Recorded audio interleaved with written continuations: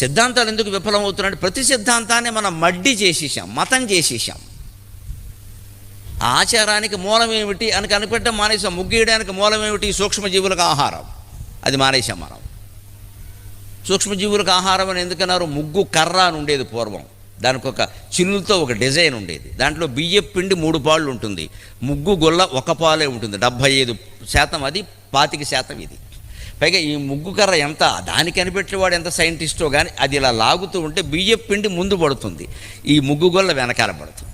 ఏమి ఆలోచన, ఏమి భూతదయ, ఏమి భారత జాతి. ఆడవాళ్ళు చేసుంటారు ఈ పని. ఆ మహిళామణికి నమస్కారం ఆవిడెవరైనా. ముగ్గు కర్ర అంచేది మనం ముగ్గు ప్రయోజనం నిజంగా నెరవేరాలంటే ముగ్గు కర్రతోనే ముగ్గు వేయాలి, అయితే మీ చేత్తోనైనా వెయ్యాలి. లేదే ఎవరికీ నడువు వంగదో.